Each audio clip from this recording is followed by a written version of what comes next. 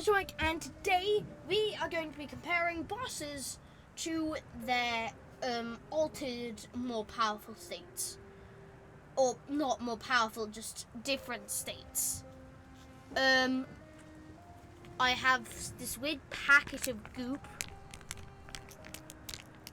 It's cold. It's squishy, and I'm not sure why it exists. But it came with this weird bobblehead unicorn dog thing, and I am very confused. It's like they tried to cram every little girl's obsession into this and call it a brand. Anyway, today we are going to be... Well, I've already done that. When I was recording the Finding Nursery video, which you might or might not have seen yet, I couldn't access the Pale Court, but now I can, which is good. Because that's going to be necessary for this video, because we're going to be, one sec, yeah. We're going to be talking about, these characters, or specifically, Hegemol, and, I'd assume, these two, maybe if we get time to it. Is that a King's Mole back there? Huh. And, yeah, we're going to be talking about them later. But anyway, let's start off the bat of the video, by talking about, probably one of the most different, trios, the Soul Sanctum trios. This includes Soul Warrior, Soul Master, and Soul Tyrant.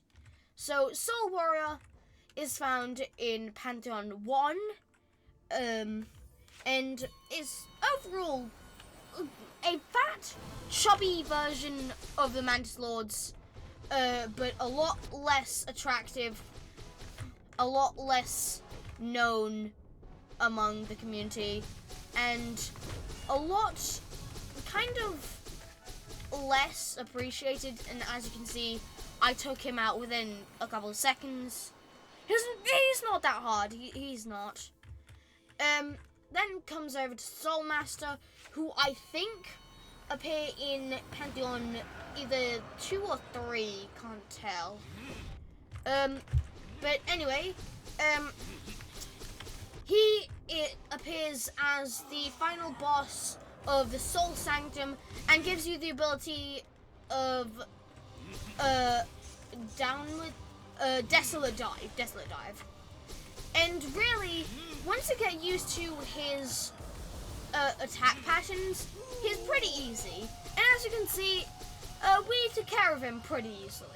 He's not that hard. And he also flays around like chick.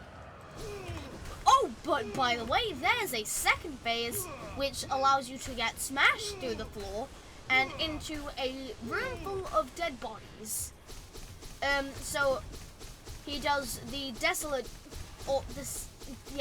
Dive attack before resting while sending soul orbs at you, and yeah, that's it. Overall, he's a bit of a pushover once you know his attacks, but before that, he can be a bit of a roadblock. Anyway, Soul Tyrant. So essentially, Soul Tyrant appears when you Dream Nail the Soul Master's body. He's a lot quicker, he has 6 soul orbs, he is overall no longer a pushover, somewhat. He's just faster. He's just faster with more advanced attacks. That's basically all Dream bosses, though. Or Dream variants of bosses. Yeah, the Radiance is not that much of a pushover. But anyway.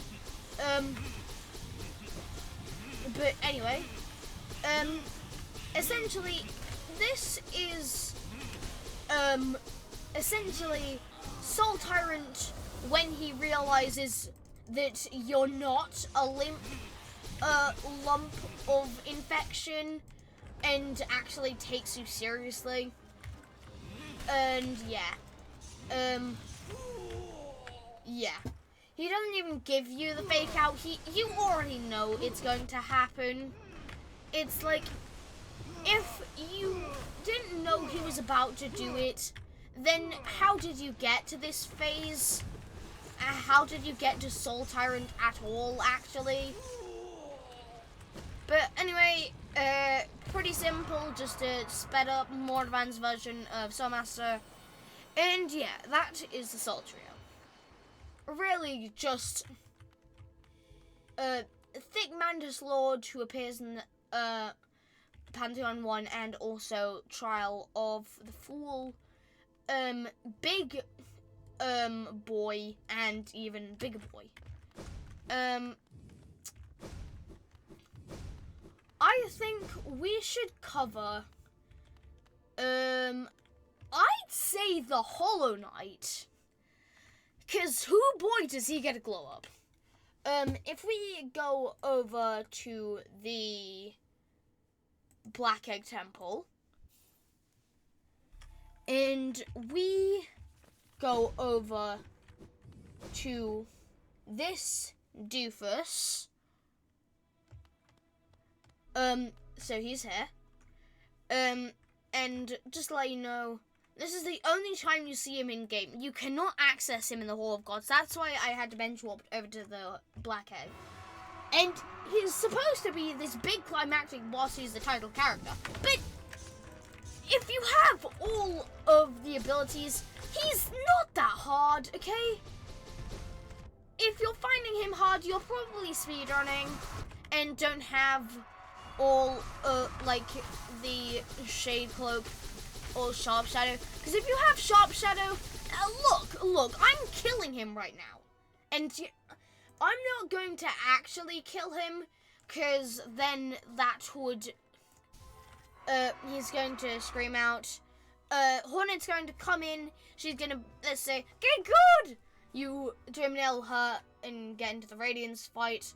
We're not going to talk about the Radiance now, because, you know, but anyway, let's just pretend, Hollow Knight, pretend this never happened. And, oh, I forgot to replace my summoning charms. So, now even more overpowered. Woohoo! But anyway, if we go over to Pure Vessel, he is a lot less of a pushover. And here we go. Hey there, buddy. I have no relation to this guy. I have never met this man in my life. And also, I like how it's by the way he screams and then the music starts playing. It sounds like he's like opera singing, like oh. And yeah, he's a lot quicker. A lot quicker. Like, Jesus, he is quick. Okay, I'm actually paying attention to this fight. That is not something which you see often. Me paying attention. Anyway, he goes down pretty easily, but then again, I have every single charm in the game, and yeah. I did not defeat him this easily, when I didn't have, infinite notches. I tell you, it took me, like, months to figure out how to beat him. Oh boy, that was not a fun month. Anyway, Hollow Knight is a lot more of a, like, meat sack, which the Radiance just kind of slams everywhere. The Pure Vessel is more like a prince who was trained in combat, born of void, lived in the White Palace, and is basically has no mercy for your sibling. Lucky for him, I am not his sibling. And I think to end off this episode, we should focus on probably a boss or actually, you know, let's focus on the armored trio. False Knight, Veiled Champion, and up there, the Mighty Hegemol. The Mighty Hegemol is obviously fan-made, but it still counts as an upgraded version of False Knight Veiled Champion, so I'm allowing it. Anyway, False Knight, aside from Grozmother, is the first boss you face, and he can be knocked out with roughly 2 Shade Souls. I'm just not able to do it because I have Purity. But anyway, as you can see, he's not that hard. He barely has any health. And aside from Grozmother, actually no, this is the easiest boss. Grozmother is harder, I'd say. Anyway, Veiled Champion boots this up a ton, I tell you. Like, he is way quicker. Also, he deals double damage, which is, you know, fun. Obviously, I'm able to beat him because if you space out yourself just right with Grubberfly's LG, then you're able to hit past his mace swings and really just take him out before he even starts. And yeah, if you have Grubberfly's LG, maybe a couple Lifeblood Charms, Unbreakable Strength, etc., maybe Quick Slash, you can take this guy out in maybe 2 tries, maybe more, I don't know. But finally, if we go over here, go through the clouds into the White Palace, and here is the Mighty Hegemol. He's the big statue guy who you insert the Defense Crest into, and oh boy, he is hard. And here we are.